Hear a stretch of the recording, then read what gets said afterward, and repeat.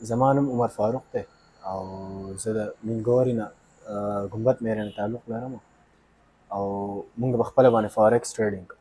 فارکس ټریډینګ دا زم سره یو آنلاین بزنس دی. په دې کې موږ آنلاین کم زم سره کرنسیز دي، د یو ملک په کرنسۍ باندې موږ بله کرنسي یا الو یا خرڅوو. نو په هغه طریقه سره بیا په دې کې موږ ارنینګ کوو، په دې کې لاس هم دی، پروفیټ پکې هم دی. کم ټریډینګ چې دی که نه دا به زم سره اول د هغه 1800 نه دې نه به خلکو په غنمو کې کوو.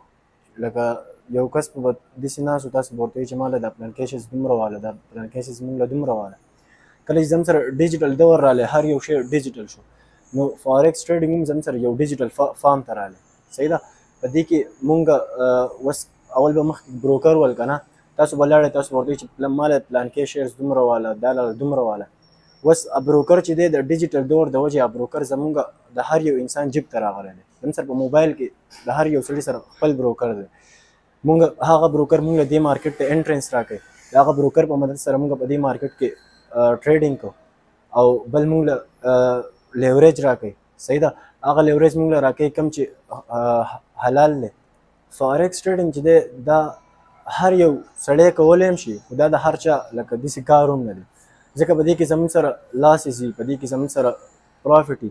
بل وداوټ نالج چې تاسو هر کاروبار کول، تاسو په هغې کې نقصان دی، ځکه ستاسو سره د یو شي په باره کې علم نه وي، تاسو سره لا علمي، نو که هغه تاسو سمپل د کپړې کاروبار هم شروع کړئ یا تاسو نور څه بزنس هم شروع کړئ، خو د هغه بزنس په باره کې ستاسو سره نالج نه وي، د هغه بزنس په باره کې ستاسو سره ایکسپیرینس نه وي، په هغه بزنس کې به تاسو نقصان کوئ. دا شان فارکس ټریډینګ دا هم د هر چا دپاره نه دی، دا د هغه چا دپاره دی کوم چې په دې کې اول څه نه څه زده کړي، په دې کې څه نالج حاصل کړي. دا په نالج باندې کېږي. داسې نه ده چې بس تاسو راغلی، تاسو نن فارکس ټریډینګ شروع کړو، تاسو به سبا کروړپتیان یې.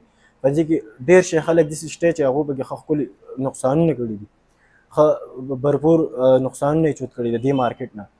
نو هغه نقصانونه چې هغو چوت کړي، هغو د خپلو غلطیانو د وجې چوت کړي دي، ځکه هغو ته پراپر منټورشپ نه دی میلاو شوی، پراپر هغو د دې مارکیټ په نالج باندې په دې مارکیټ باندې ځان پوهه کړی نه دی او داسې ورته راغلی دي. نو هغو بیا د هغو دپاره بیا دا یو خطرناک څیز ثابت شوی دی.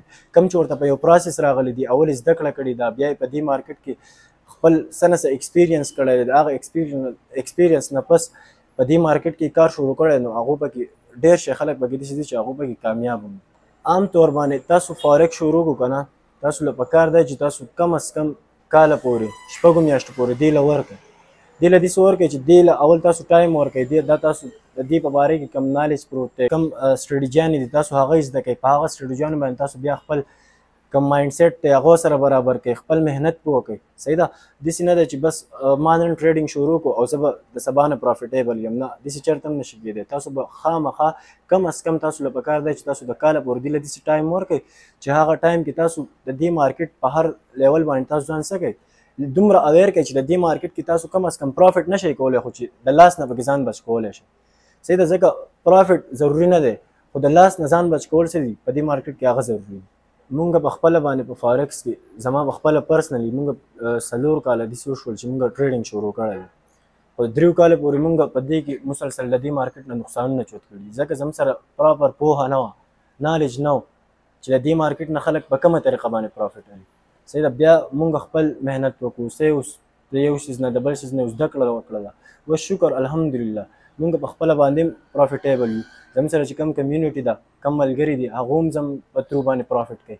مونږ هغو له کمیونټي جوړه کړې، ګروپ یې وله جوړ کړی دی، نو په هغې کې مونږ هغو ته سیګنلز هم پرووایډ کوو او بل د هغې سره سره مونږ هغو ته نالج هم پرووایډ کوو. مونږ خپل کوشش هم شروع کړی دی چې مونږ هر یو کس ته دا مارکیټ په صحیح طریقې سره وښایو.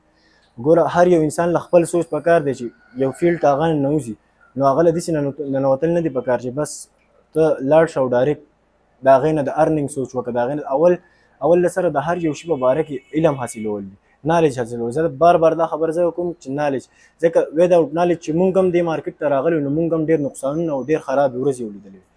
نو هر یو سړي له دا پکار دی چې هغه یو داسې پلیټفارم ته لاړ شي، یو داسې انسان پسې لاړ شي چې هغه ته په خپله باندې هغه انسان پروفیټیبل ښکاري، هغه انسان ورته پکې لږ ډېر کامیاب ښکاري، یا په دې فیلډ کې په دې مارکیټ باندې هغه انسان څه دی، هغه په خپله باندې پوه وي، نو تاسو پسې لاړ شئ د هغه نه د پوه انسان نه پوه حاصل کړئ. ځکه نن سبا زموږ سره په هر ځای کې اکیډمیان وتې دي، په هر ځای کې زموږ سره خلک یو خبره د یو نه زده کړي، بله خبره د بل نه زده کړي، هغوی باندې راغلي دي، ښه ښکلي ځان له اکیډمیانې دغه کړي دي. ښه پکې هم شته بهترین کسان اکیډمیانې اس بي ټي والا شوله یا زموږ نور ملګري دي ښه ښکلې اکیډمیانې ځانه چلوي. خو زه تاسو ته وایم چې لکه تاسو ځانه راځئ دې مارکیټ ته راځئ، ډېر ریسکي فیلډ دی، صحیح ده. وداوټ نالج چې ولې تاسو راځئ تاسو پکې غټ نه غټ نقصان چوتولی شئ. خو دومره ریسکي فیلډ ته چې تاسو راځئ نو تاسو په داسې حساب سره راشئ چې تاسو ته یو ښه مینټورشپ میلاو شي، یو ښه مینټور تاسو ته میلاو شي. کوم مینټور ستاسو په نظر کې بهتري هغه پسې لاړ شئ. مونږ اوس دلته کې حاجي بابا کوم علم ټاور زموږ سره څه دی، په دې کې په 3rd فلور باندې مونږ خپل یو لږ ډېر محنت شروع کړی دی. مونږ شکر الحمدلله یو بیچ یو تقریبا اوس په سر ته هم ورسي. هغه بیچ کم ملګري ول، کم دغه ول، هغه چې کم ملګري زموږ په انسټرکشن سره روان ول، کم ملګري چې زموږ د انسټرکشن نه اوټ نه تلل، هغو شکر الحمدلله د دې مارکیټ نه اوس هم ښه پرافټ جنریټ کړی دی. بل کم ملګرو چې لږ ډېر مسټیک کړي دي هغه مسټیک ورته مونږ واضحه کړي دي، هغو شکر الحمدلله ښه برابر روان دي. خو زه لکه زه تاسو ته داسې نه یم چې تاسو هر یو کس راشئ، هر یو کس په دې مارکیټ کې څه برابر یې. تاسو چې هر یو راځئ خو چې دې مارکیټ په باره کې ستاسو سره علم وي، ستاسو سره په دې مارکیټ کې نالج وي، بل ستاسو مایند سیټ د دې مارکیټ سره برابر وي.